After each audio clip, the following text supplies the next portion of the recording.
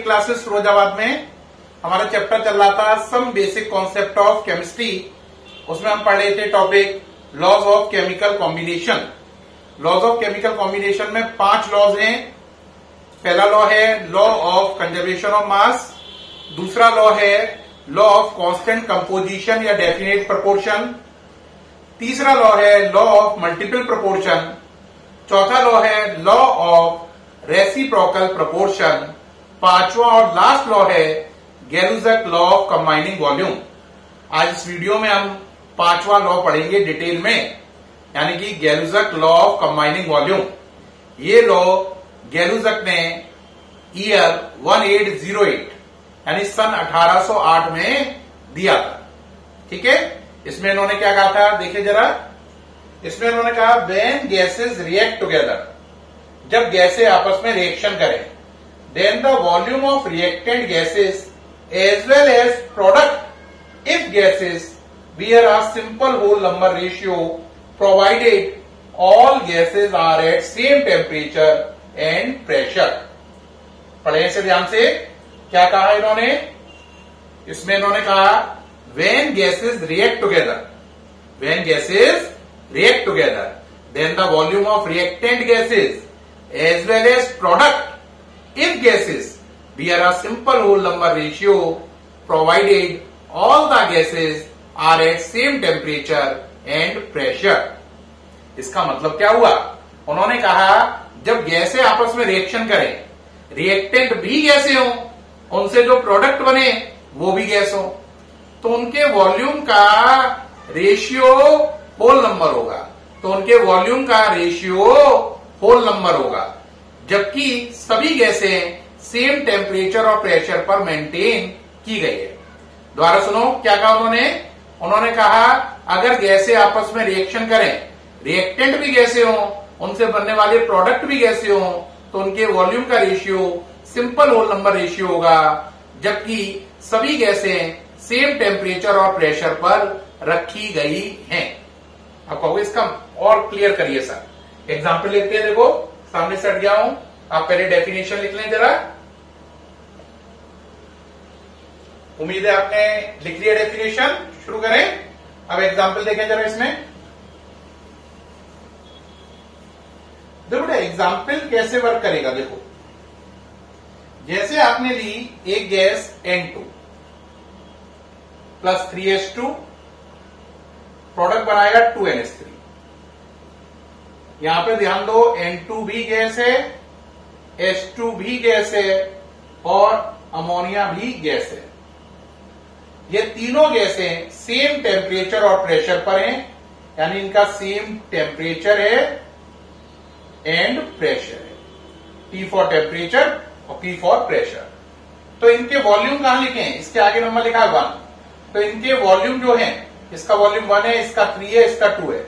इनका रेशियो लो 1:3:2, तो इनके वॉल्यूम का रेशियो हुआ 1:3:2, जो कि क्या है, होल नंबर है।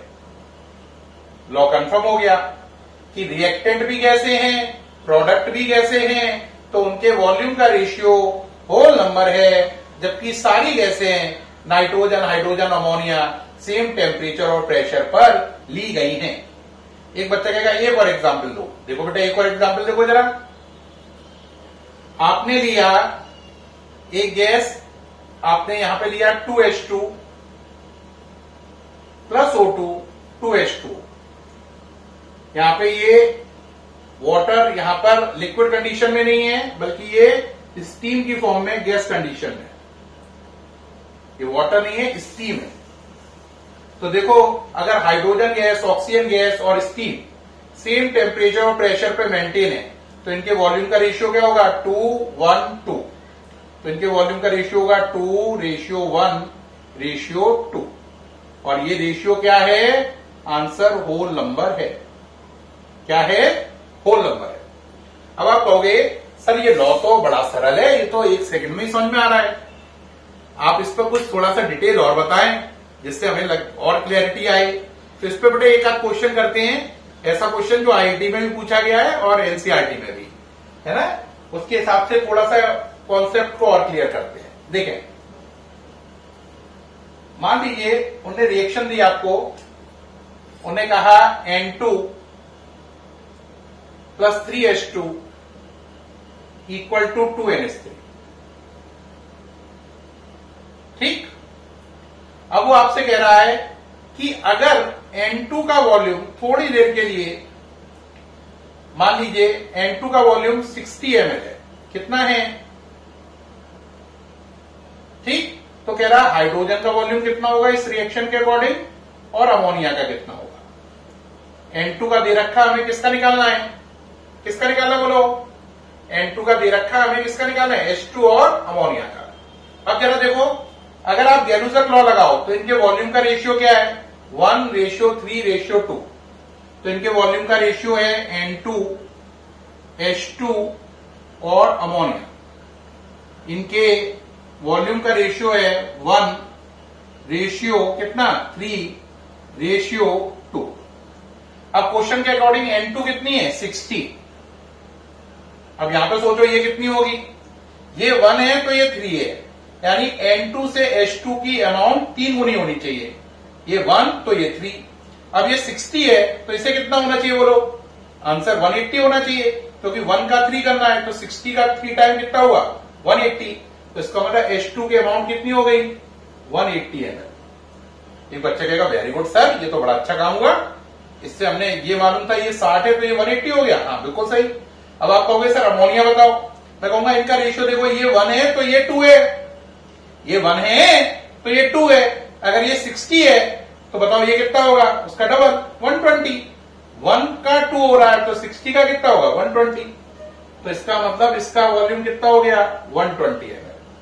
तो जब N2 का वॉल्यूम 60 ml है तो हाइड्रोजन और अमोनिया का वॉल्यूम 180 ml और 120 ml होगा। अब ये जानकारी हमें कहां से मिली? ये हमें मिली गैलुसक लॉ ऑफ कंबाइनिंग वॉल्यूम से। एक और एग्जांपल देखो जरा। एक इक्वेशन ली हमने,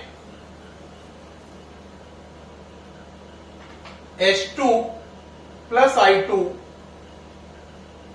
2HI। अब क्वेश्चन में कह रहा है I2 जो है इसका वॉल्यूम 100 ml है, कह रहा है H2 का वॉल्यूम बताओ कितना होगा और HI का बताओ। अब प्यारे बच्चों आपकी बारी है, बोलो कैसे करोगे? कहोगे क्या खास बात है सर, गैलुसक लॉ लगाओ, इनका रेशियो क्या है? 1:1:2। हम लिख देंगे H2, I2 और HI। इन तीनों का रेशियो क्या है बोलो? 1:1:2। अब आपको I2 कितनी दे रखी है? 100, तो उसके नीचे 100 लिख लो। अब देखो इन दोनों का रेशियो क्या है? 1:1। अगर ये 1 है तो ये 1 है, ये 100 है तो ये भी 100 होगी। तो इसका आंसर हो गया 100 ml।